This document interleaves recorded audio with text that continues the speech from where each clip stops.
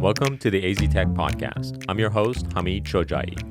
Arizona's tech ecosystem is rapidly growing with incredible companies that are shaping our future.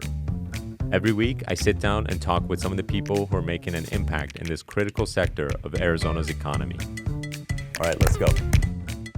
All right, I'm here with Aly Saxe, VP of Communication at CampusLogic. Hey, Aly. Hi, how's it going? Good. How are you? Good. How are you? I'm excited to see you. It's been a while. It's been almost probably more than 2 years. Yeah. You have an incredibly interesting background that I want to get into. You, when I first met you, you were doing Ubiquity PR, and you were basically the PR firm in Arizona for all of tech. Right? Yeah, that was a happy accident. Okay. I mean, it was intentional, but it was also kind of an accident because nobody in 2007 to 2010 was doing tech PR. And I was part of this tiny little consultancy. We did tech, we did consumer, and I love tech. And a global agency called Allison & Partners bought that little startup consultancy here. And I went into their tech group. And I was like, oh, my gosh, I just love this. I love B2B tech. I love software. I love startups. And I saw that nobody in Arizona was doing that. And I thought, well, I'll go be a consultant. Maybe I could help other agencies with their tech clients. Yeah. And within a couple of months, I had a whole book of, I think I had 5 startups within a month when I went out on my own. And then within a couple of years, we were $1 million agency with 0 effort. So I think it was just luck of the times. You know, in the late 2000s, the startup ecosystem was just starting here in Phoenix. And it was really, I mean, it's small now. It was teeny tiny at the time, as you remember. Right. Axosoft was in its earlier days. Right. That's how we met. So I got really lucky. And I worked really hard, too, but I also had a lot of luck. What were some of the companies that you represented? Names that we would know? WebPT. Okay. We came in right after they launched. So they were in their tiny basement office in Midtown, and then they moved to the warehouse district, and we were with them through that. Infusionsoft was a flagship client for a little while. Which is now Keep, right? Which is now Keep.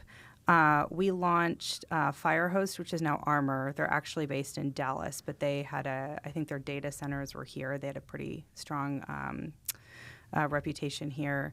And then all the small ones that launched and got funded and didn't make it, which is most startups. Okay, so you'd created this pretty successful multi-million or $1 million plus? $1 million, yeah. Okay, $1 million plus profitable PR firm.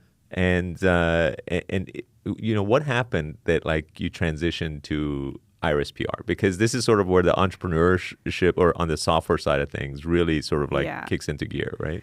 So it was 2011, and we had launched, I don't know how many cloud-based SaaS companies. It was kind of new at the time.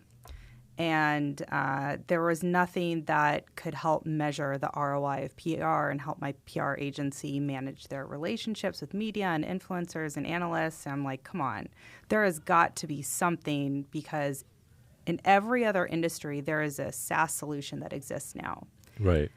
And there was nothing. I mean, we had media contact databases, which were terrible, and monitoring services, which are equally terrible. But there was nothing in between. And I sat down with Greg Head, who was officing close to here at the time. And I'm like, this doesn't exist. And he said, well, let's make it. And he got Kevin Wall in a room, and Greg literally whiteboarded out the first version of Iris. Oh, wow. And he's like, Kevin, how much can you make this for? And Kevin said, I could do it for like $40,000 and some equity. I'm like, I don't know what that is. Okay, fine. And, you know, I had saved all this money through the recession because we were just coming out of the Great Recession, and I was hoarding cash, and I had like exactly $40,000. I'm like, okay, build this thing. So he built it. It was built in Drupal. It was like Lego blocks. Okay. And I gave it to my team, and I didn't tell them anything about it. I'm like, here's what you do with it. Go use it. Tell me what you think.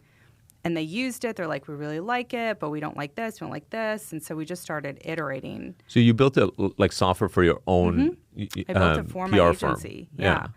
And within about a year and a half, we had this great solution that was actually like helping our agency grow, and we were becoming more profitable and more successful. And the team really seemed to like it. And then some other PR agency owners in town called me, and they're like, we heard you have this thing. Tell me about it. So I showed it to them, and they all asked for it. I'm like, well, how much would you pay for this? And one of them said, I'll pay $60 a month. I'm like, sold for $60 a month. And then the next one said, I'll pay $400 a month. I'm like, what? So I started calling all the PR agencies in town. They're like, yeah, like half of them bought it, half of them didn't. And then my clients started buying it for their internal comms teams. Okay. So I had internal PR teams using it and agencies using it. And within a year, I think I had more software customers than agency, like services customers. Like the quantity, like not dollar amount, right? No, definitely. Oh, I think it's coming off. Sorry. Yeah, that's okay. Definitely number of customers, not dollar amount. Because our average client for Ubiquity was like 8,000 to 10,000 a month, and our average Iris customer was about $100 a month. Okay. So service to product. Gotcha. Scale. Gotcha. Yeah, yeah. And that's when I started learning about scale and product market fit. And I'm like, well, there might be something over here. And I went out to breakfast with Greg. And I'm like, I don't know, like this would be a big change. I've got this really profitable agency. Like I don't have to spend a lot of time on it. It's like making me money. It's so fun. And he's like, no, you have to do this thing and I'll be your first investor. I'm like, okay, I'll think about it. And I left and he called me in the car. He's like, Aly, you have to do this. Okay. Like, okay, I'm going to do it. So that's when I decided to do it. All right. So, did that decision like mean that you were going to shut down Ubiquity, or I did. So, well, first I got a few more customers on Iris. I think we got up to 25 customers, and I got a little bit of friends and family seed money, just enough to like keep iterating on the product. Okay. And I'm like, I really can't focus on both of these things at the same time. So I raised $1 million seed round for Iris, and we won the AIC, and once we had that secured, I shut down Ubiquity. Okay. So that was a really big leap of faith. How talk about the $1 million seed raise? How did you do that? I don't know. Was it like fairly quick? No. What do you mean you don't know? It was so hard. Oh, okay. It was hard. So hard because it was. How long did it take you? Oh gosh. I started raising money when I was 8 months pregnant with my second daughter. Okay. That was fun. Because you walk into a room, you're out to here, and it's a bunch of male investors. And they're like, what? Like, nobody wanted to give me money. Really? Yeah, so that didn't work. So then I had the baby, and then I went back out. And I think it took me 6 months. No, it took longer than that. Because I was trying to raise like $25,000 at a time, which is teeny tiny amounts, as you know. Yeah. And everyone's like, oh, if Mario Martinez goes in, I'll go in. If they're always looking for someone. They're always looking for somebody. They're like, what are the things that run off the cliff? The lemmings. The what? The lemon? That old video from the 70s where like they all follow each other and they run off the cliff, but they're waiting for the first one to go. I don't think I've seen that video, oh but basically it's like the thing that your mother always tells you, right? Like if everybody else jumps off the cliff, are you going to jump? Yeah, so that's the answer what is yes. Are like. I would. Like I'm going to wait for that person to go, and then I'll watch 5 more people go after them, and then that was investing. But then we won the Arizona Innovation Challenge, and then all of a sudden we had all the checks. Okay. Most of the checks. Because there's a long road between a yes and a check. Yeah. As you get the yes, but then they don't write you the check. So I'd have to show up at people's offices. Yeah, I had to go through a similar sort of process. And it took me 7 months for raising money for Pure Chat. Pure Chat? Yeah. Did you show up at people's offices and wait for the check? I blocked out some of that because just like it was such a painful process. I think I remember talking to you about it because I was like, yours seemed really easy in comparison to mine. But like now that I'm hearing more of the story, maybe it wasn't as easy as I thought. Well, you give that perception, right? Like we all like, I'm raising money and it's going great, but it's not. It's not going great. It was really hard. It was also kind of a rush, right? I mean, did you absolutely hate it, or did you? I hated it. Yeah, I hated raising money. I had a love-hate relationship. I mean, it was a lot of work, and it was really, really frustrating at times, especially when investors would waste a lot of your time and then say, oh, that's not really part of my thesis. Like, Right. why did you want to spend all this time with me? Even worse are the ones that told you yes, but then like And the then check back never out. came. Oh, my gosh. Came. Yeah. That happened to you? Oh, yeah. How Should we often did name it- names? Oh, my gosh. No. What kind of podcast is this? No, go ahead. It took a while to raise the first $1 million. I think it took almost a year. Really? And Okay. it like trickled in like 25,000 at a time. And then I shut down Ubiquity 2015 and went all in on Iris Okay. with $1 million and a $250,000 grant From the AIC from the challenge. AIC and like $5,000 a month in revenue. Okay. Zero idea what I was doing. You think you know what you're doing when you've run another successful company, but services does not prepare you for product. It's Right. just a whole other ballgame. Yeah. So I burned that money pretty fast. Talk about that. Like, what were the biggest mistakes you made?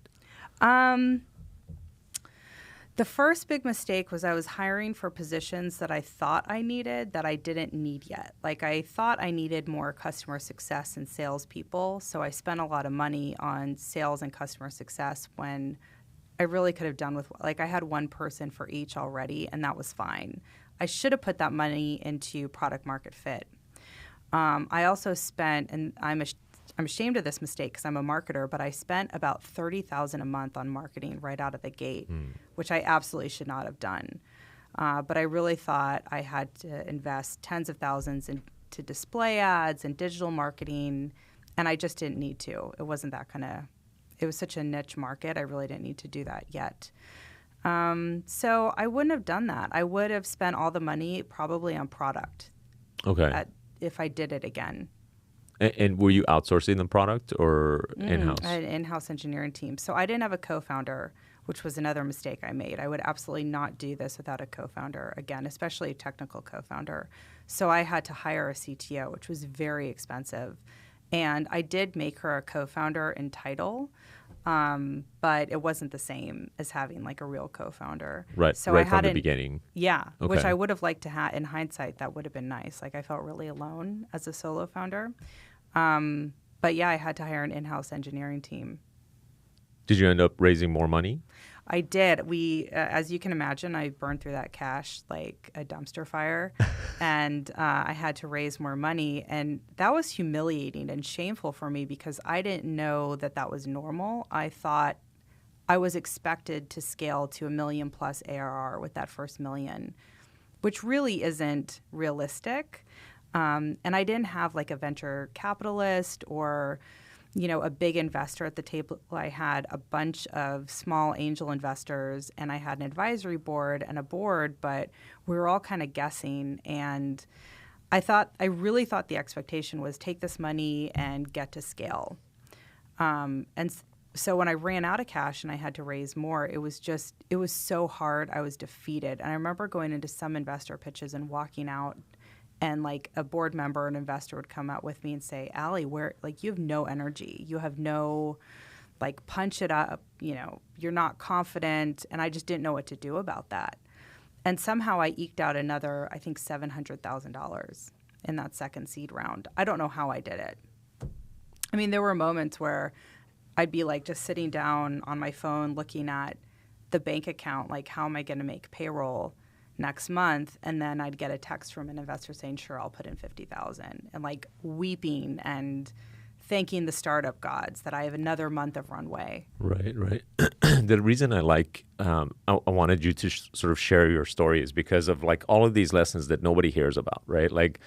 There's so much emotion that goes into it. There's so much self-doubt, and when you're asking for people's money and you're trying to set the expectation of potential huge returns, but internally you're unsure. Even when you have a successful outcome, it doesn't mean you didn't go through all of those same emotions. Mm-hmm. And then when you have a failure, there's sort of another set of emotions that kicks in. Walk us through that. Walk us through what you think entrepreneurs should know, because it's not all roses, obviously. What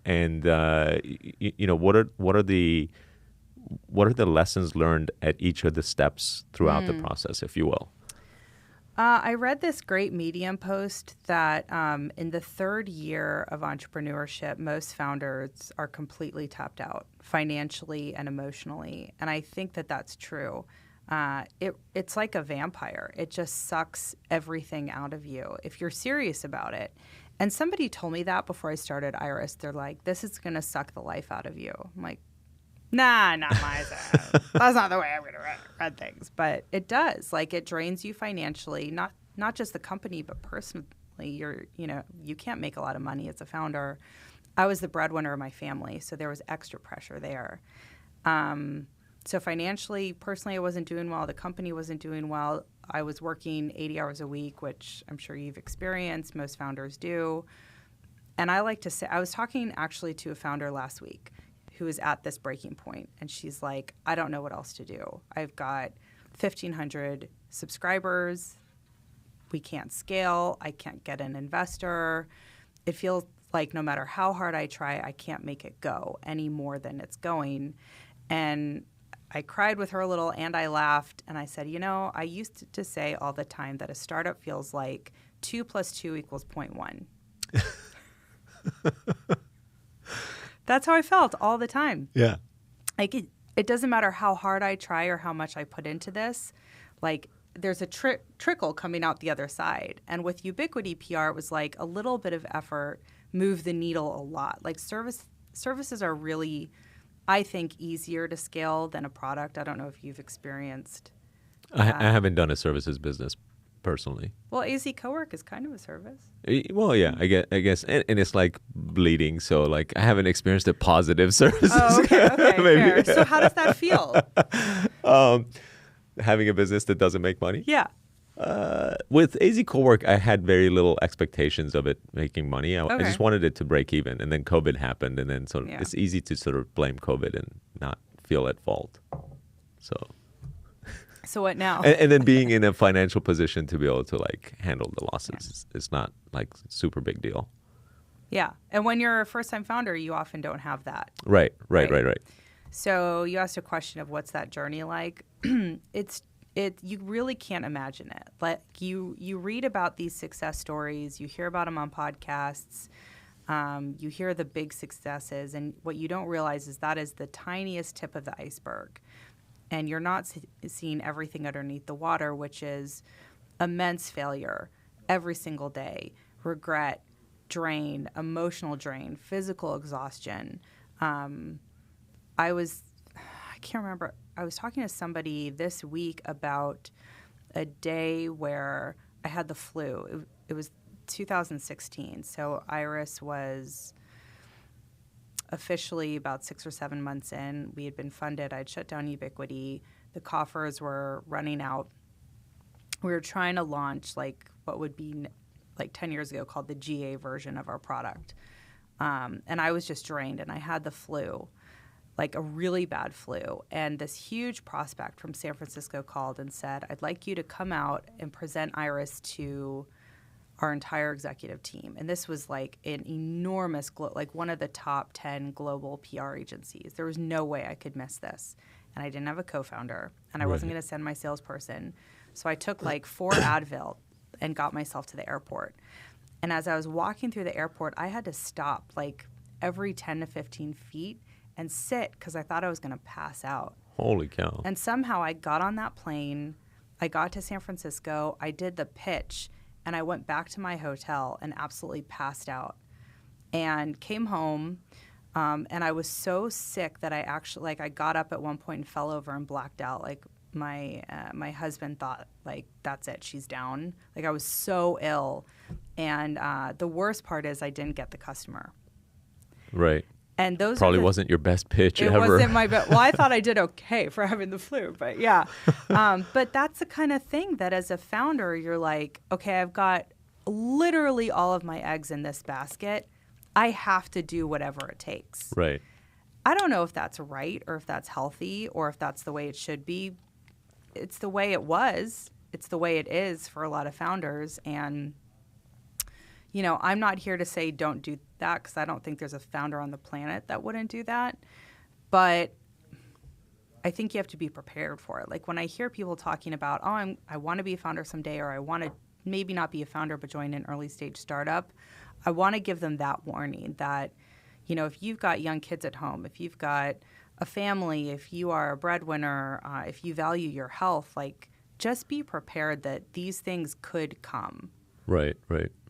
I don't know. Am I being extreme, dramatic? No, I think that's pretty accurate. Like you can't miss that super important meeting. Whereas, obviously if you're working for someone, you could, like you wouldn't jump on a plane and go take a trip somewhere when you're like dead sick. You'd be calling in sick and saying, hey, I can't make this. Yeah. Let's and reschedule. There'd be 5 or 10 other people that could step into your place. Right. And do it, Depending on the size of the company. But that's right. Yeah.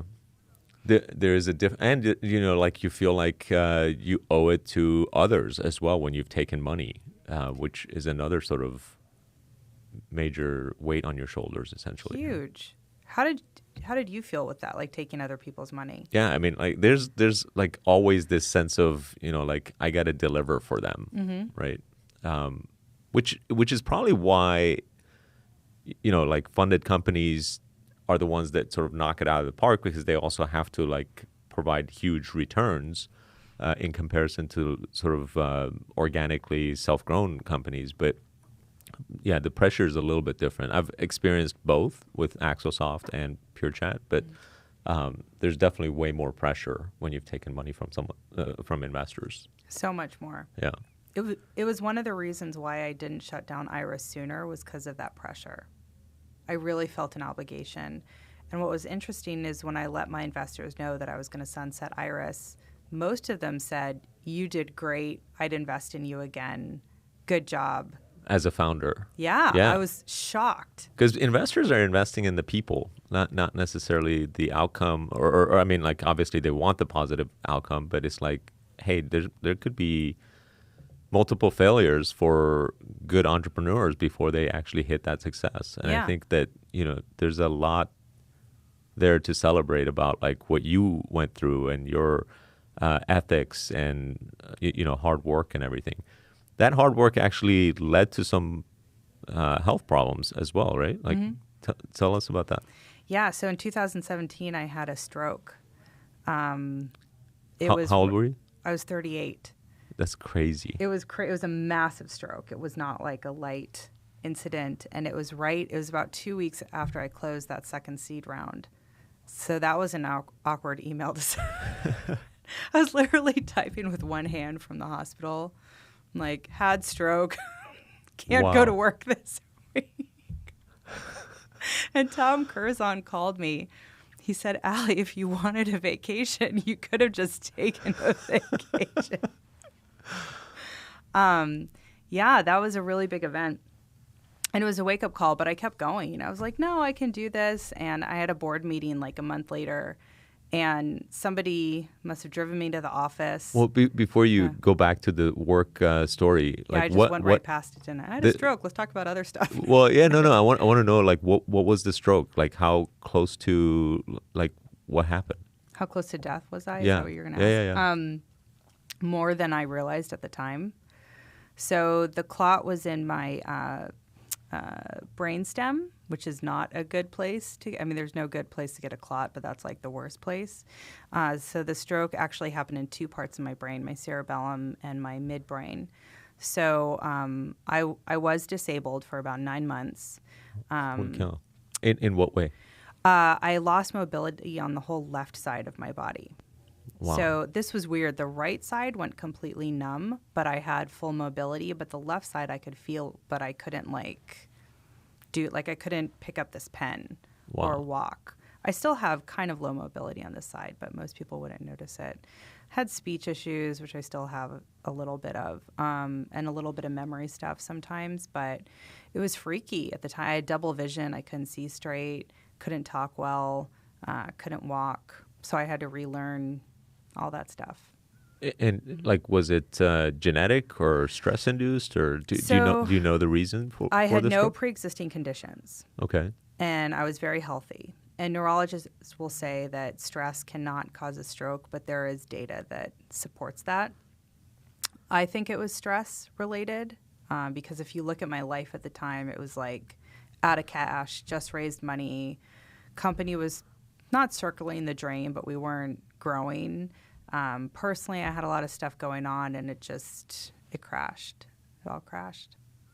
And what's interesting is I talked to a lot of women who experience similar things in their late 30s, early 40s. Like the stress will add up, and then they'll have a day where they're like, I'm having a heart attack, and they'll go to the hospital, or they think they're having a stroke, or they'll just pass out. Right. Like their bodies just give out on them. And I only hear about it with women. Maybe it happens to men too. Maybe that's something to explore. So you're in the hospital. You just raised a couple weeks after you raised your second seed, yeah.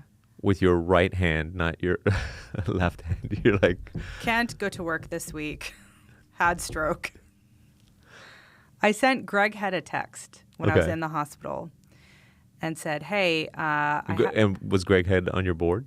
He was on my board. He was my first investor. He's been my mentor since 2007. Okay. Sent him the text that said, like, I don't know if I'm going to make it. Make sure Iris succeeds. Okay. Yeah. Well, and then what happened? Well, I lived. So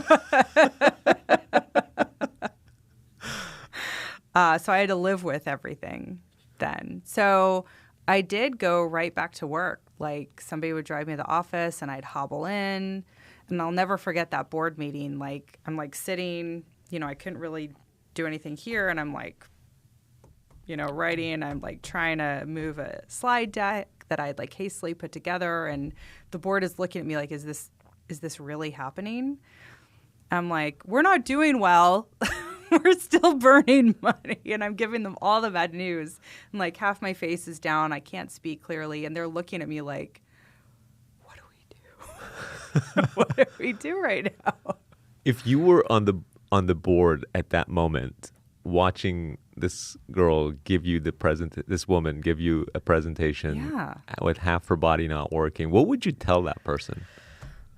I'm sure they asked, Aly, do you want to keep doing this? And I'm sure I said, yes, I'll be fine. Because I was really in denial of where I was. I'm like, this is going to go away. Like, I never thought this is going to be permanent or I can't sustain what I'm doing. I'm like, I'm just going to keep going. If I went back and I was on that board, I would have sat down that founder and said, let's bring in somebody else to take this over. Let's maybe try to sell the technology.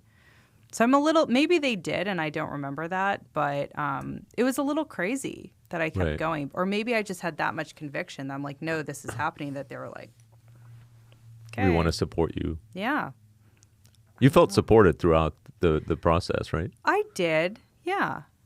I did feel support. I didn't know what kind of support I needed to ask for. Like I very much was in the mindset of I'm expected to do this all on my own, so I will do this all on my own. And I probably didn't ask for enough help, if I'm being really honest. I wish I had had that co-founder. I wish I'd asked my board for more direct support, like, can you help me bring in more investors? Can you help with these operational problems we're having, whatever it was. Yeah, I think that's a learning. So how much longer did you keep it going for? And so that was 2017. I sunsetted the company in 2019, so I kept it going another 2 years. Okay. So actually, we started offering services to keep it going because I found that a lot of our customers were saying, "Hey, I love this software. I love the data that it provides, but I don't know what to do with that data." And so I would send my team in, and they would help these companies set up PR measurement frameworks and teach them how to use the data to measure their PR programs. And that was lucrative. But then we were essentially becoming a services company again. And in late 2018, early 2019, I'm like, I don't want to go down this path.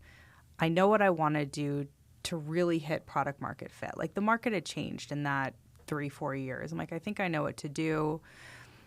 I got it estimated I was going to need another $3 million to build it. And I started down the path. I'm like, I've got more energy now. I'm recovered. I know what I want to do. I'm passionate about it. I'm going to go do it. And I started raising money again. And I remembered that as a solo founder, when you're raising money, you're not running your business. You Right. can either do one or the other. Yeah. And again, I didn't have that co-founder to run the company while I raise money or vice versa. I'm like, I don't want to have another stroke. Too much stress. Too much stress. I was back to 70 to 80 hours a week trying to do both. I was frustrated with investors. I had been sexually harassed by a local investor. Wow. Yeah. I was like, I'm out. It's time. I learned lessons. I feel terrible. I feel guilty that this didn't succeed. I had taken money from family and friends, but I'm like, I have to tell family, I'm sorry. I'm not going to give you a return on your money. I'm like, I've got to do it or I'm going to have another stroke. Can you do? Are you open to talking about the sexual harassment? Yeah. What, like, can you say what happened? Yeah. So, I'm trying to remember the name of the investor group. Arizona Technology Investors was doing due diligence on Iris, and they assigned somebody to oversee the due diligence, and he insisted on meeting regularly. And he would make offhand comments, like we'd be out to lunch, and he'd point out, oh, that server has a great butt, like weird stuff like that, which was really uncomfortable and weird. But I had like a month of cash in the bank, so I'm like, I'm just going to laugh at his jokes, which how terrible is that was my instinct, was to just laugh at his jokes. This was before Me Too. And then at one of the meetings, he said, I'm going to write you a check for $100,000. And I'm like, oh my God, 3 months of runway right there. Like this, and he knew what our cash position was too when he said that. Right. And he said, but when I give it to you, I want you to dress up for me. If you could wear thigh highs and a mini skirt and a push-up bra, that would be great. What? I was so taken. I think I just like nervous laughed, and like we finished the meeting, and I went and met with Brad Jananga, he was on my board or an advisor at the time. I'm like, Brad, what do I do? He's like, you don't take the money. I'm like, I'm gonna have to let people go. Like, there are families' livelihoods dependent on that money. He's like, you can't take that money. And I just had a coming to Jesus with myself. I'm like, well, I'm not going to take the money. And I never called him again. I never got an apology from Arizona Technology Investors. Wow. Mm-hmm. That's crazy. Did the, if he was responsible for doing the due diligence, did that affect whether, like how he went back to ATI? And I don't know. I didn't get any money from ATI. That's crazy. Mm-hmm. So obviously it must have affected it. I mean, I never talked to him again, obviously. Right, so, right. Yeah. Wow. That wasn't the first time that happened, though. Really? Mm-hmm. During the investment process? Or? During the first investment round, I was meeting Pat Sullivan right over at the Paradise Bakery or Panera over here for coffee for an investor meeting. He was an investor, and he got up to get more coffee or something, and some men were sitting right next to us, and they turned to me and they said, oh, we heard your conversation, are you raising money? I'm like, yeah, I'm raising money. And they said, we hope it's for a strip club. Is it for a strip club? Wow. It's like, just these are just random people you're not even pitching. That are just, yeah. How crazy is that? And I didn't know what to do with that. I mean, now I'm a little wiser. I'd have words for them. What would you say to them? I would say, you're effing disgusting. How dare you? I'd probably stand up to make myself big. And I'd just stare them down. It's so unfortunate that women have to go through that additional hurdle, and like so unnecessary. I don't even know what to say as a guy who's like on the wrong side of this the harassment spectrum. Let's move on. Unless there's more you want to talk about. No, thanks for letting me talk about that. Yeah, I mean, I appreciate you being open about it. And by the way, kudos to you know Brad Jananga and Pat Sullivan for being stand-up guys. Let's. When did you decide to shut down Iris PR? And Yeah. How did that process go, and what happened with your investors? Yeah, so it must have been, so it was 2019, and I had been through a couple more investor pitches. I'm like, this is not going to be sustainable. I can't run a company and raise money. I'm going to have to chalk this up to my first real product venture loss. And I had to come to terms with that, which took days. I called Greg Head. I was sitting at the Biltmore when I decided to make the call, and that's actually what made it official for me, was when I called him and cried. I'm like, I have to do this. And he was very supportive. And he said, you're not going to let anybody down. You worked really hard. This happens. We all know you worked hard. If it's time, it's time. So I worked on an email to send to all the investors. I had a pretty hefty cap table. It was like 38, 39 investors. It was a big old party round. I ran it by the board. Oh my gosh, are you okay? Did I have you at the edge of your seat? Yes. Oh my God. Are you okay? I'm fine. But that was so...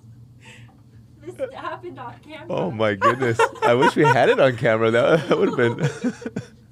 Are you all right though? I'm fine. Okay. So Adrian just fell off her seat. I think she was at the edge of her seat. Oh my goodness. I've never had that effect on that. Are you okay?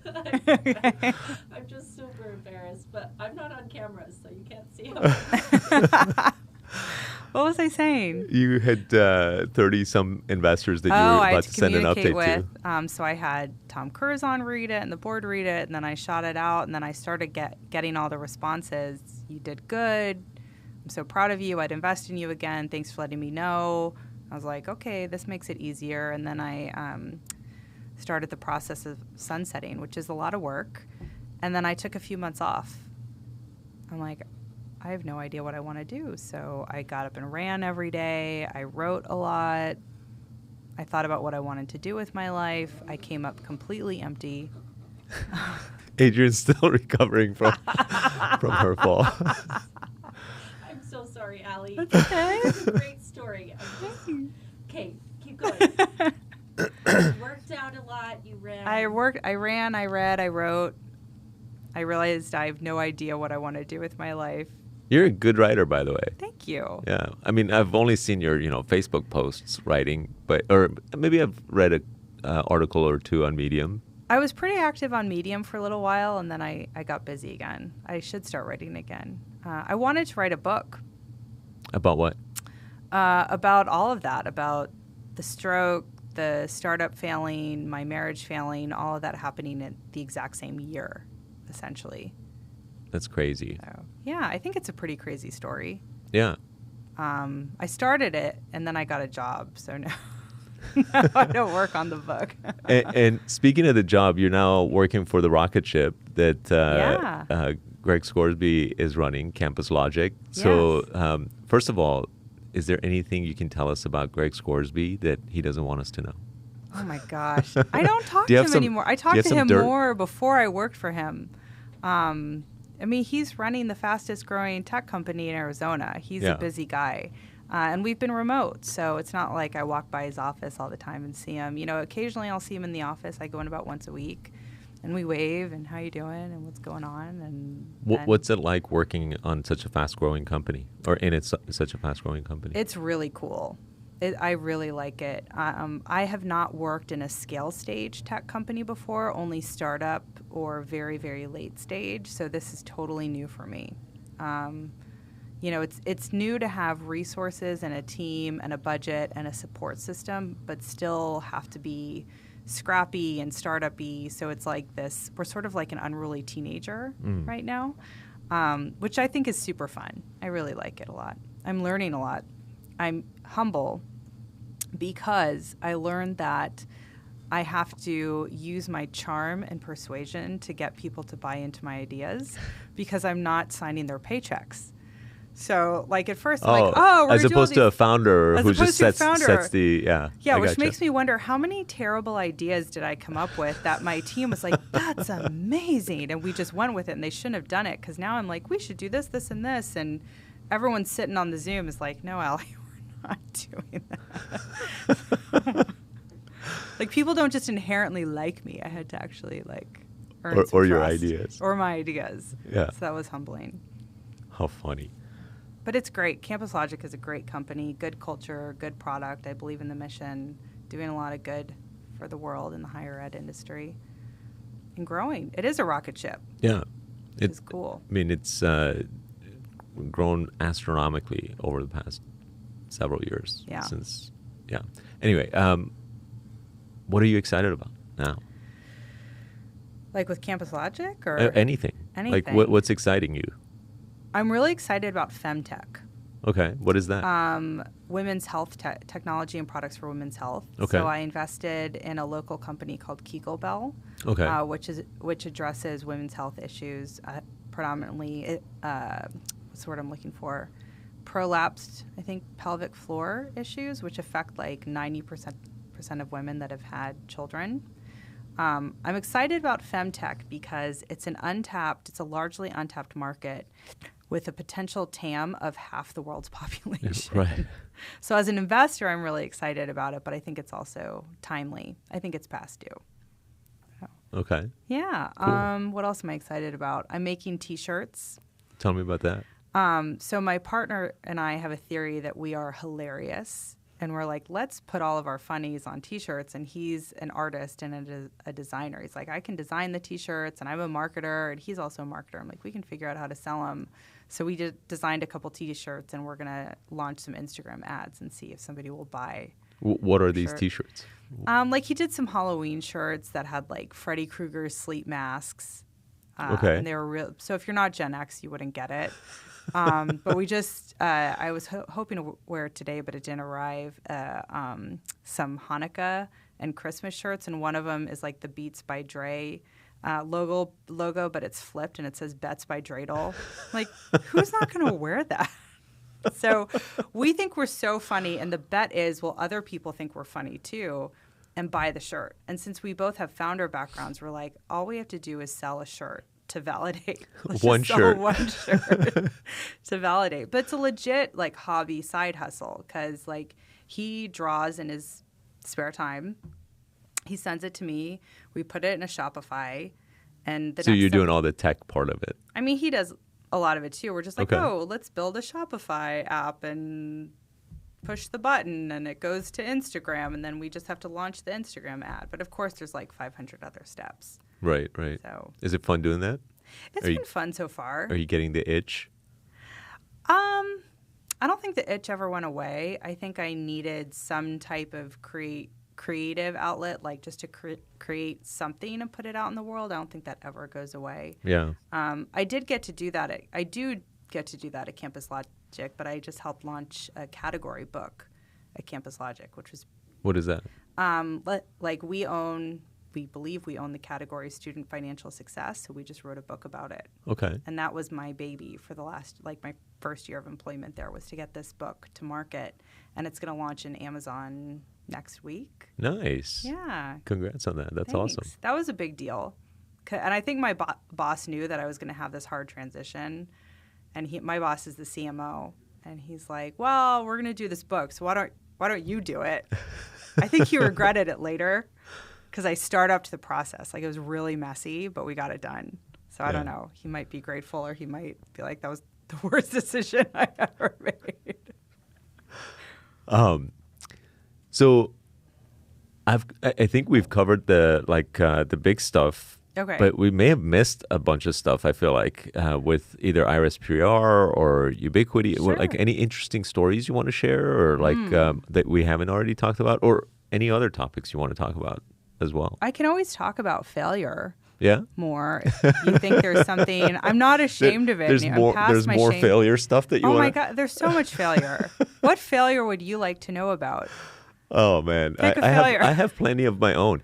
It's funny. I always tell people that like 9 out of 10 things that I think are amazing and great and I try to do are stupid and they fail. The good news is that you only need 1 out of 10 to succeed for there to be some like positive movement, because the successes can potentially be better than 10 times better than your failure. So that's, as long as it balances each other out in terms of scale, you're fine. How many ideas have you launched? Oh my God. Like, well, there's a ton of little ideas that, like it's marketing idea for, the launch of X or Y or Z, or feature ideas that, like you're like, oh, this feature is going to be killer. It's going to make the product so much better. There's been so many of those that have been failures. And crickets. Yeah.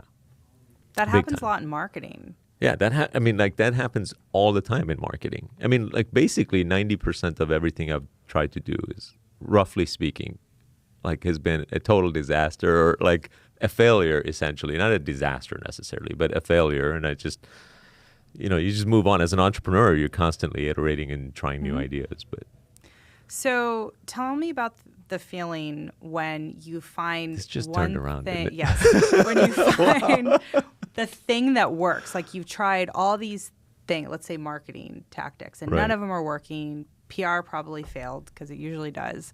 And then you find this one thing and you're like, oh my gosh, that worked. I can throw gasoline on that fire.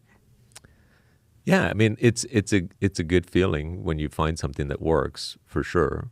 And what's cool is that the ones that do work, the bets that you make essentially that do work, they can pay off more than 10 or 20 or 100 times or 1,000 times as much as the ones that fail, right? So it makes up for all the failures, and then you look like a genius, but you're not. Tell me about one of those.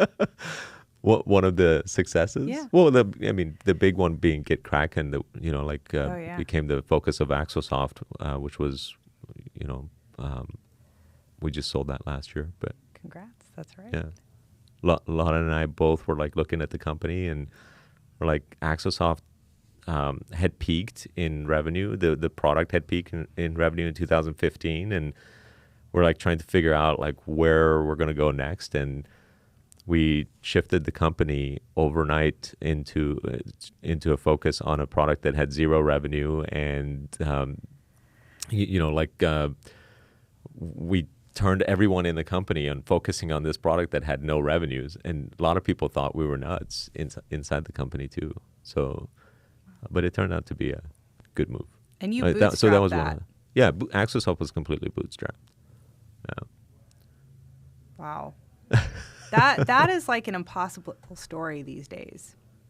No, it's funny. I just talked to Saeed from Visual Live. So he's like he came from Iran about 10 years ago, started Visual Live, this software company that focuses on augmented reality for construction, so that you can put like these goggles, Microsoft HoloLens goggles on, and you look around your building and you can kind of see the wiring and, piping and all that. Wow.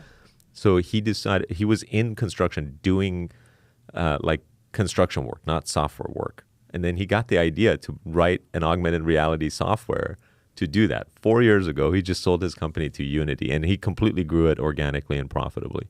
Wow. His story is pretty amazing. So the next time you start a tech company, are you going to raise money or are you going to bootstrap? Well, now I think that the first, million or two is going to be me, for sure. So I wouldn't call that bootstrapped, because self-funding. Yeah, I would self-fund it until I knew that there's a lot of potential. And then depending on how much that potential is, I would either continue to self-fund it, or if I think the potential is like, okay, we can go after $1 billion space or something that could make a difference in the world in a significant way, then I would go after funding. Yeah. I don't think totally I would box bootstrap. it. Yeah. Yeah. To the first million ARR. Okay. Yeah. And I would have a technical co-founder. Yeah. That's huge. I mean, this is an if, Yeah. right? But I don't know. I think I'm still young. Maybe I won't have another stroke. I could do this again. I mean, I would like to have another startup someday. I just, I'm refilling all the coffers right now. Because that's the other thing. As a founder, you get to the point where you're drained. Right. You have to fill your financial coffers, your emotional coffers, your physical health coffers. You need to take a nap. So that's like the season that I'm in. Yeah. And it's good. I think. I'm so boring now.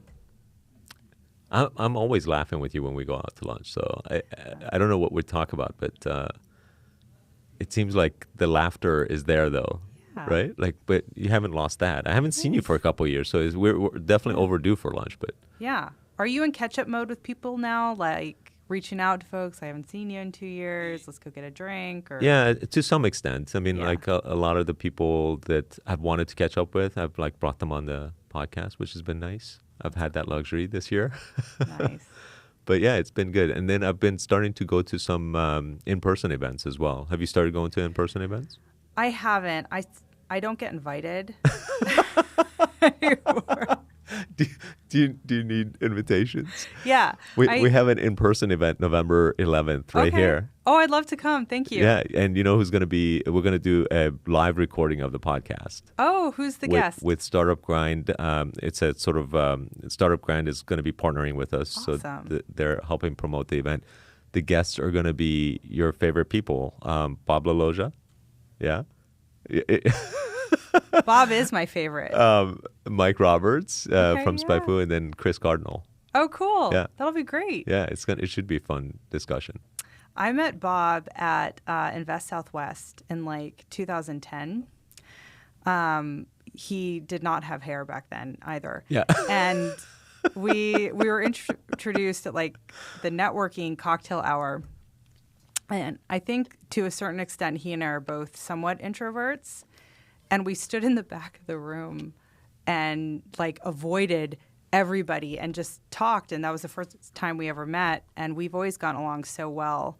But you and I, too, we have the most interesting conversations. But I'll never forget, like, we just did not want to go in and talk Any to further. anybody. And we'd see people and wave, and he'd be like, do you want to go? I'm like, no, do you want to? He's like, no, let's just stand back here. Bob loves talking to the very first person he meets at an event that He does. and then, like, he sticks with that person. He's just like completely vested in. He's a great listener. Maybe that's He is it. an incredibly like, good he will just listener. zone in and listen. That's probably why we're such good friends. I haven't 'Cause seen him in 2 talk years and- either. yeah. Because you talk and he listens. Yeah, I talk and he listens. I think you're a good listener, too. You have a podcast. Like, Well, your job is I have to listening. force myself to listen, whereas he's like a naturally good listener. You have to force yourself? What does LaDan say about that? she can force me to listen and be quiet. I think you're a good listener. I was on a Thank you. plane with you and LaDan on the way back from, what was that event that we all went to in San Francisco? That first year? SaaStr? SaaStr. It Okay. was like the first or second year of SaaStr, and Yeah. all the Phoenix people went. I completely Oh, forgot here's a about good that thing, yeah. story. So I was at SaaStr that year, and a bunch of us were out to dinner, and Mario Martinez was there, and he was everyone's investor at the time. He might still be. And we had this amazing dinner, and somebody said, let's play credit card roulette. Oh yeah. I don't know who was there, but it was a really expensive meal. So we all threw our company cards in, and mine got picked. Oh man. And Mario looked so pissed. He was like, that's my money. Oh man, Yeah. that's hilarious. I lost. That's not good. No, I never played that game again. Yeah, especially as a early stage startup, you gotta avoid those kind of expenses Yeah. where you have this massive meal to explain. Bring a successful founder with you Yeah. to the dinner. I mean, the investor was sitting right there. Like, come on, Mario. Right, like, right. all your portfolio companies are here, and you're going to make us pay? Throw out That's your funny. card. Good for him.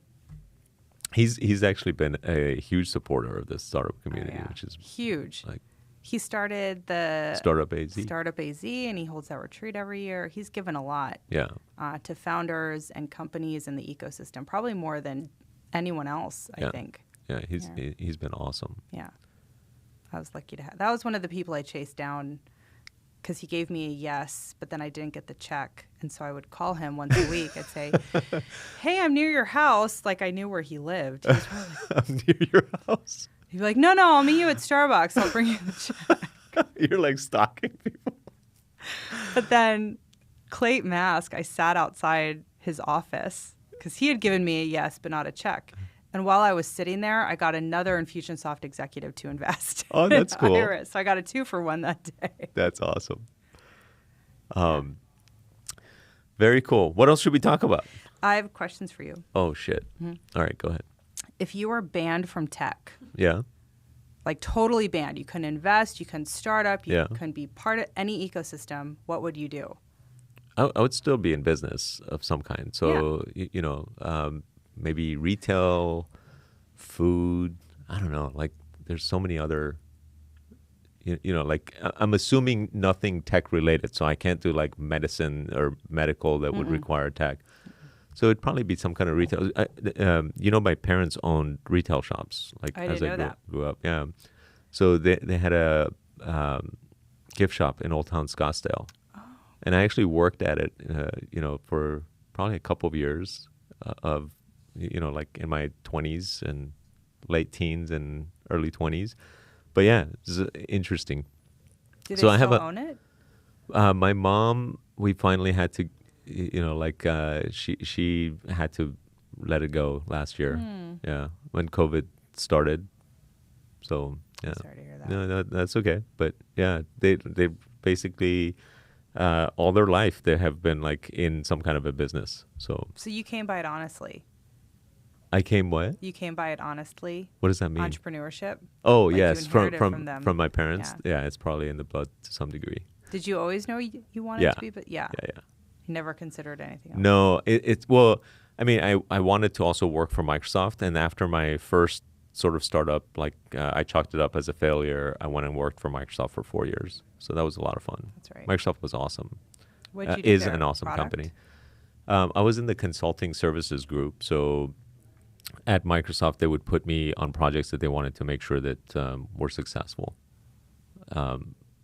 That's what the Microsoft Consulting Services Group was for, to make sure that Microsoft projects would succeed, essentially. So I would be at like Pulte Homes. I had a major project there. I had a project at ASU, Blackboard, which was another interesting story. But yeah, so I learned a lot of stuff at Microsoft. One of the things that I learned is how competitive they are as this giant company. And this is back in like 2000 to 2004 timeframe. Excuse me. And I had underestimated how focused they are on destroying competition, like destroying competition, not just winning a particular bet or whatever. It's just like destroying and spreading fear, uncertainty, and Oh my doubt. goodness. They literally had these acronyms FUD. You spread fear, uncertainty, and doubt about your like there was talking points that would No be said. way. Oh, I'm telling you, it was like very, very competitive. Were you Very. into that? Well, I mean, I didn't have to deal with it personally. I would see the talking points and stuff going out. I was in the sales group, but the sales team was all over that stuff. Vicious. Yeah, especially against Oracle at the time. Oh, Oracle sure. and Sun Microsystems were sort of like their main focus. But unfortunately, being so competitive focused, Microsoft missed out on where the real opportunities were, which was, they had defined their competitors as AOL, Oracle, Sun Microsystems, and IBM. This is in 2000. Whereas in my opinion, they should have defined it as Yahoo, Google, I don't remember like the other competitors, but I remember actually having a conversation with Steve Ballmer at one of the like major conferences that they had for their sales and consulting group. And I was like, why are we paying attention to AOL when we should be focusing on like Yahoo? And he's just like, those guys are just like playing games. We're, and of course Yahoo got destroyed by Google, who essentially became the Yahoo's, successor. And Google is now like, eventually Google became in the crosshairs of Microsoft, but it took them a few more years before they realized, holy cow, that's where the opportunity is. Were you long gone by then? Yeah. Is that when you owned a deli? Well, I started Axosoft, and then I was talking to a close friend of mine about these Quiznos delis, and That's what it was. Yeah. And I invested in. I was just a sort of monetary investor in. Oh, Quiznos. I thought you were an owner. Well, I was, but like with my friend running it. Okay. I imagined you like behind the counter. No. I never made sandwiches. Mate, I've had that vision for years. If you'd like, I'll make you a sandwich, and then I that just way. wanted to picture you back like making the sandwiches. No. No, that's too bad. Yeah. What? By the way, that was like the worst investment ever. Why? Quiznos. So this the Quiznos franchise was very poorly run, but it was like growing like gangbusters because their sandwiches were good, and they added so many stores like nonstop, left and right, opening new stores everywhere. So each store, as they would open a new store, would have less revenue. But they didn't care because they get a percentage of the overall sales. So for them, if some store is doing, let's say, let's just pick a number, 200,000, and then that store, and if they open another store, both stores go down to 150. Well, for them, that's now 300,000 in revenue that they take a 10% cut on, as opposed to 10% of 200,000. So for them, it's way better, but for each store owner, it's way worse. Each other. Right? Oh. They cannibalized. They forced you to buy from them. They had really high food costs. I mean, it was just like a string of things that every owner got completely screwed at some point. Would you ever buy a franchise again? No. Having gone through that experience, it was like really bad. Because franchisees like paint this picture of it's like you set it, forget it, and you make piles of cash. No. No. I don't.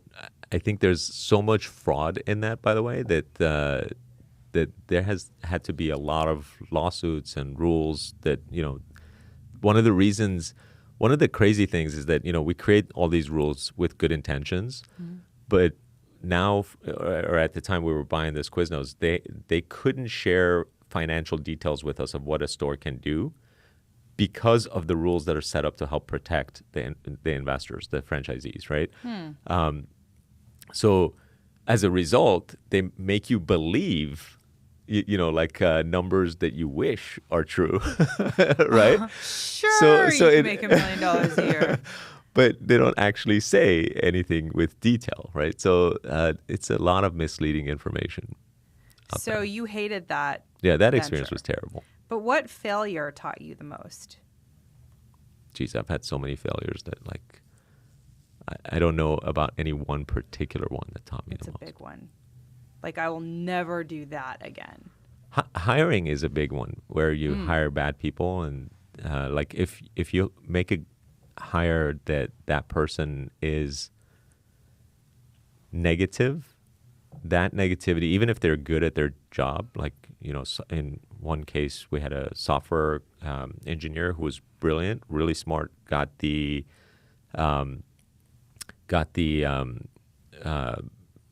respect from a technical standpoint of others, but was negative about us and the company and management and the decisions we were making. And he turned a whole bunch of people around from being neutral, just, working under normal circumstances, to complaining. And all of a sudden, we had this sort of really dramatic shift in culture that went for way too long before we addressed it. Why did it go for so long? Did you not know that it was? Yeah, I totally missed it. I totally missed that, this, looking at it retrospectively, you could kind of see that, that was the reason, probably, with high degree of confidence. But while we were going through it, it was hard to see. So how do you spot it earlier now? I would probably fire anybody who's not on board. You can be, you can make your case, do arguments, have heated discussions. All of that is good. But once a decision is made, you got to go along with whatever the decision, if it was in favor of your idea or not, right? Right.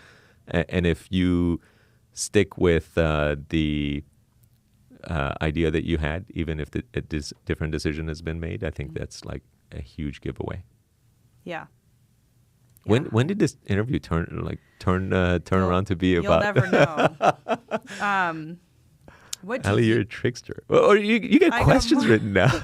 You told me not to prepare for my interview, so I prepared for your interview. Wow. What is happening? Oh. No, I'm genuinely curious about this, though. Okay. When do you feel self-doubt?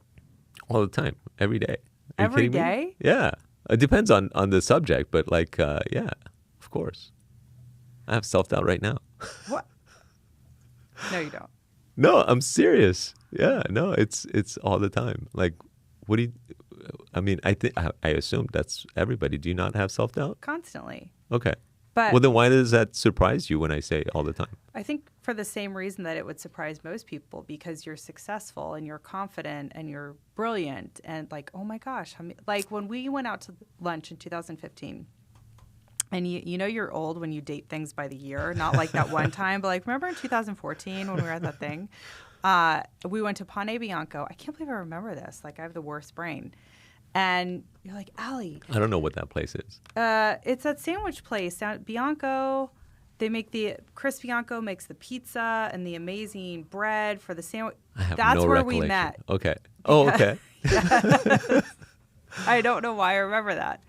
Was it after an event of some kind? Probably. Okay. It might have been after Startup Week. Yes, I think I do remember that. Yeah. Because we went to a place whose name I don't remember. But anyway, continue. Sorry. Do you know why this is weird? Because I don't remember what I just did before this podcast, but I can remember that. And you're like, Aly, you just raised $1 million. Like it had been in the Business Journal or something because publicity. And you're like, oh my God, how did you do it? And you're asking me all these questions. And I'm sitting there thinking, he's got this super successful software company. you got to talk into the mic or get the team mic. And he knows he actually knows what he's doing, and he's asking me like, I don't know what I'm doing. I couldn't believe it. I'm like, Hamid Shoji is asking me for advice, and I don't know what to do right now. That's funny. So to hear you say I have self-doubt is, I mean, of course I believe it, but it's also like, I think people need to be reminded, like as Greg Head would say, we're all making it up. Right. Right? Yeah. Isn't that Yeah. what he No, says? I love that line of his. I mean, it's so true. I mean, we're totally making it up as we go. Yeah. And you have to appear at least confident. Yeah. I think men are better at that than women. And I'd love to reverse that. Not reverse it, but I'd love for women to get up to where men are and have that same confidence. When I started at CampusLogic, my manager said, where's that Aly Saxe confidence? I've known him a really long time. I'm like, oh, I lost it in my startup. I failed. Like, I was disabled. Like, I don't know. He's like, you had this fire and this confidence, and it's like, I don't see it anywhere, but it's all just being made up. It's just showing up with belief. And my other favorite Greg Headism is that this is all an experiment. Yep. And I teach how to validate a customer at the WP Carey School. And that's the thing I say to them is you don't have a startup, you have an idea, and now you're conducting an experiment. Yeah. And that, it's not a business yet, it's not a company yet, it's just an experiment now. I mean, that's the way I look at everything. And I think that was one of the biggest challenges in building a company is convincing people that everything is an experiment, right? Because people try to make a decision about an idea as if like they have to be right. Mm-hmm. And you don't have to be right. And I had to just re-emphasize all the time that I'm actually wrong way more times than I'm right.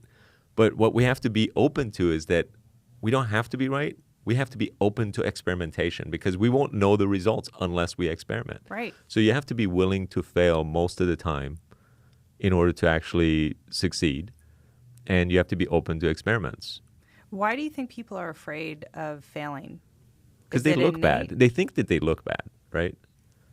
I think that's people's biggest fear is like, if I'm wrong, I'm going to look bad. It's like, you should go with who cares. How about who cares? How about who cares? Do you think because most startup founders will say... The worst is, I'm sorry. No, so the worst is being wrong and then not, or trying, because they think they're going to look bad, trying to not admit that they were wrong, right? That's another sort of backtracking thing. And it wasn't me. I wasn't totally for that. I thought it might fail. I was like, why can't you just say... Own it. Yeah, I didn't know if it was going to work or not work, but I was for the experimentation, right? I usually start with this. Right. This is going to fail, but hear me out. And that puts everyone off their guard.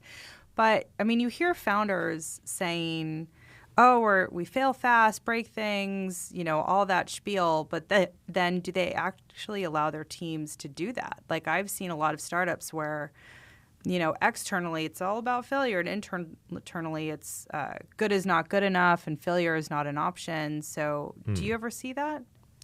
I haven't paid much attention. I mean, I don't have insight into any companies the way that they're run, but inside of my companies, Axosoft and PureChat in particular, I was always encouraging experiments. Unfortunately, most people are experiment adverse, right? They don't want to try things. So, you have to break that wall, if you will. And you used to didn't you have like an annual retreat every year where you would ask the team to come up with tons of ideas and then you would execute on one? And that's how PureChat came out. So not an annual retreat. So every year we started doing this thing where we would take 30 days off because as an entrepreneur, I constantly had ideas that I couldn't shut off, right? So one of the first lessons I learned in the first startup that I did was that, we took on 5 different things right off the gate. We actually had maybe one really good idea that we started with. And then as we were doing that, we got another idea. And we're like, oh, we should do that too. It just increases the probability of success. It was our mentality, right? So within 6 months, we had 5 different products at my first startup. It was called Vitrix. This is back in the 90s. Now I'm dating myself. And of course, each one was half-assed and none of them worked really well. And back then there was we had somebody on our board, Mike Wolf, who's was a Viasoft executive, former executive, and he was brilliant. And he at one of our board meetings, he's like, "What's this company going to be when it grows up?" And we're trying to explain what how all of these 5 different things fit together. And he listened for a while, and then he asked the question again. He's like, "What's this company going to be when it grows up?" And you can only be one thing. God damn it!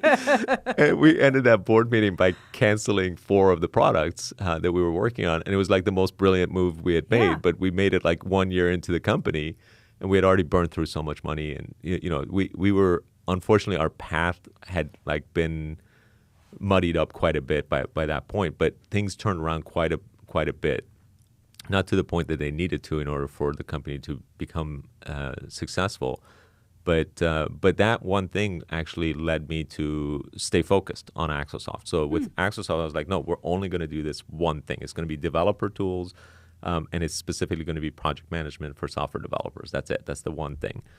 And so when we had other ideas, I would just sideline them. I wouldn't work on them. And once a year, we'd take 30 days off and work on other ideas. And it was go do whatever you want. A whole month. And what was cool about it is that we could use new technologies that we, when you're doing a software, you picked your technology stack, if you will. And you're kind of stuck on that stack, and you don't even have time to go look at other things. So we would spend that month looking at other things, learning new development, learning new languages. We did in 2008, we did, we had only 5-person development team, but we did 5 iOS apps in 1 month. We decided to just learn iOS development. So after the 30-day projects were finished, we did 5 small little games just to learn iOS development, which required us to learn Objective-C and all this stuff that was for iOS development. But then after the 1 month was over, we cut all those projects, and then we went back to our main project. But then we created an iOS app for Axosoft, right? So that gave us the opportunity to learn iOS development and learn all of the sort of intricate details. So some of the projects ended up getting success afterwards. One of the side projects was Transfer Big Files, which actually became a revenue generating product, and then another one was PureChat. And one of them, by the way, was Get Kraken, which became the focus of the company later.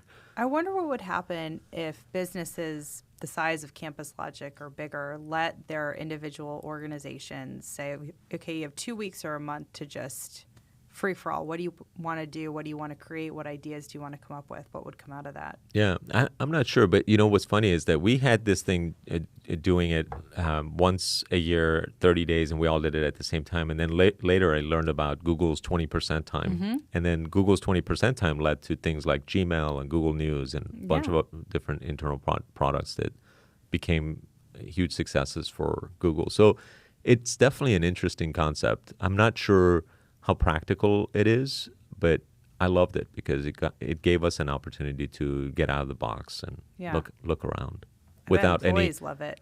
Oh yeah, they loved it. It was the best month of the year because you didn't have any deliverables that you were like responsible for that month, right? Like, Except creating.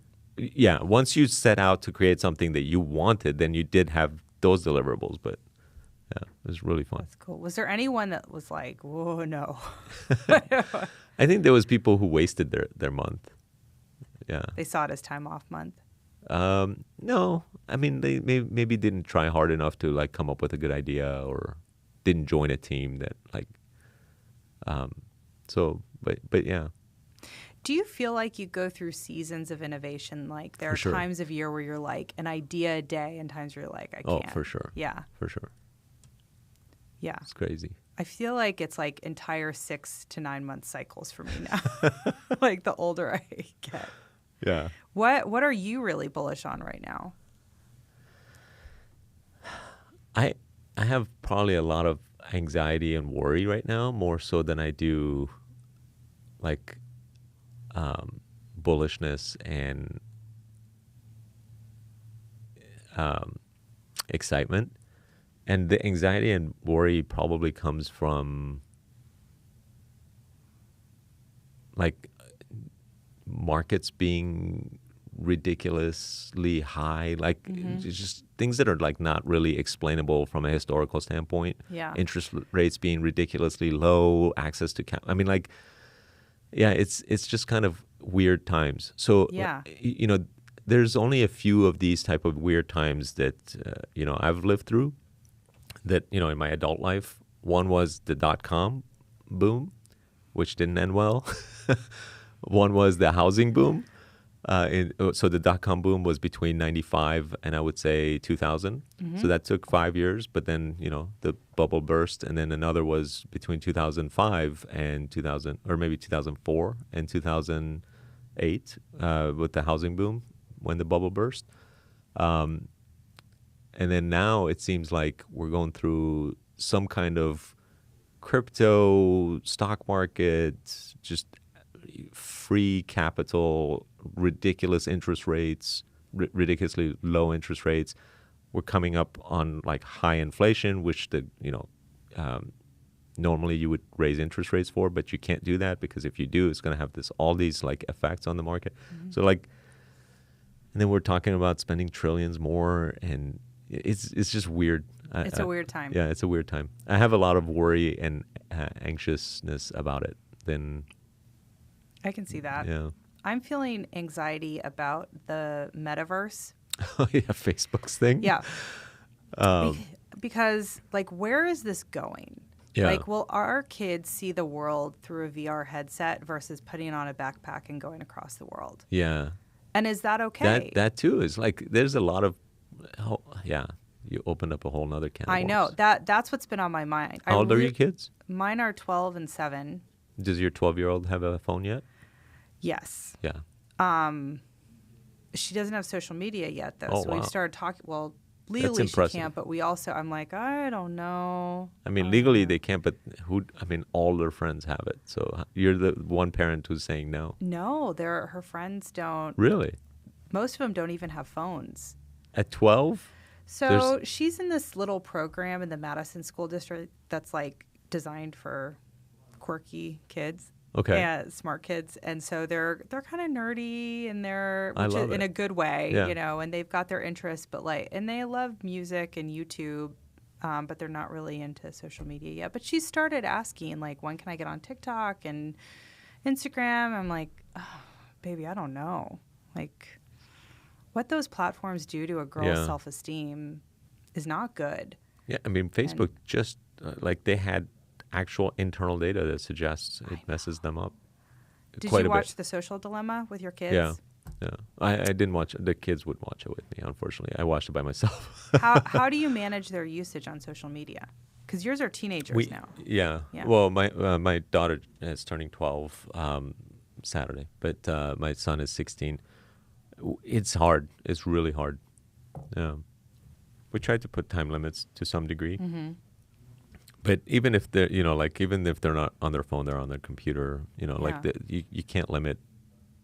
Essentially, they are in this world that is, social media or chatting with friends or playing with friends in a metaverse, virtual environment.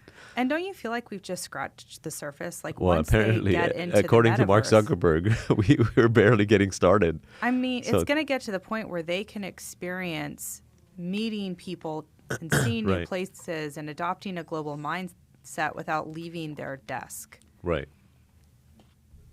I don't know. Like, I don't know how I feel about that. Yeah, you I know? think it is definitely an interesting experiment that we're doing at Yeah. a grand scale. Yeah. But historically, everything has been, you know. So, Yeah. you know, whether it's been the Industrial Revolution or, you know, like cities or, you know, like Whatever it might be. whatever it might be, or, you know, travel. But like, yeah, I mean, I don't know what the future will bring as a result of that. I'm hopeful that, you know, like each new generation figures stuff out and, you know, does some really cool stuff with it. So maybe when you're banned from tech, your retail business could be a retail shop in the metaverse. Yes. That- Would that be allowed? Yeah, that's good. Like you could. It doesn't count as tech if I'm doing something in the metaverse? No, I mean you could sell my T-shirts. Yes. In the You metaverse, know, and you could apparently have I can like crypto. charge way more for them in the You could- metaverse. You could up the price. Yeah. You could accept Bitcoin. Yeah. But remember, there was a company that did that like 20 years ago, Linden Labs with Yeah. Second Life. Second But Life, it was yeah. too early. I mean, they were extremely successful for some period of time. Right? Yeah. Yeah. Yeah. I mean, But- having an idea that early is like, that's the worst thing to hear from an investor. Yeah. It's like, you're early to market. It's like, isn't that a good thing? No, Right. it's not a good thing. I have this S-curve that I give in presentations about like market growth and like how at the beginning you're sort of like trying to convince people that this is even a thing and, you know, like you need to have this. And, you know, like the first few years are sort of like that early, barely movement curve. Yeah. And then the curve starts to sort of like skyrocket with the exponential portion of it. And then it eventually flattens again. Yeah. So being super early is not good, right? Yeah, when there's no, I mean, when Iris came in, there was no competition. And I Right. thought that was a great thing. Like it's blue ocean, wide open space, but you need the competition to create a tailwind Yeah. for You you need to validate the market. You need a validated market that's so early that there isn't great solutions in yet. Yeah, That's the ideal time to get in. right. Right. I didn't know that in 2014-ish. Yeah. Now I'd create something better than what already exists. With a co-founder, I'd get to $1 million ARR before raising a dime. Easy. It's so easy, easy peasy. Done. It's been a pleasure chatting with This you, is Aly. fun. I'm glad we got a chance to catch up. Yeah. Next time over Thai food. Yeah, and I'll try to prepare some questions for you next time.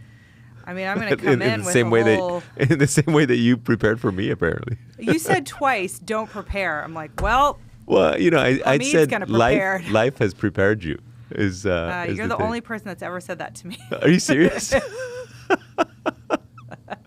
Well, life has prepared you for this podcast interview. Thank so you. This has yeah. been fun. Yeah, likewise. I Thanks, haven't Aly. like talked about startup and failure and being a founder in a really long time. So now the trauma has come up. I Yeah. feel triggered, right? Oh man, I'm okay. I'm going to make it. are you gonna have a good crying session? No, I have I so am. much work to do. No, I'm just kidding. I had to send the Slack that said, I'm going to be offline for 60 to 90 minutes. And I shut my computer because I didn't want to see the response to Oh, that's that. funny. Yeah. All right, So we'll see. everyone's going to know what you were doing. I like it that way. Ah, good. Totally transparent. All right, Yeah. awesome. Thank you for having me. Yeah, This absolutely. was really fun. Thanks, Aly. Bye. All right, you made it to the end of the episode. I would love to get your feedback, so take a moment to leave a genuine review in your favorite podcast app. That also helps us reach more people. Speaking of reach, if you like a particular episode, be sure to share it with someone who you think would enjoy it. See you next time.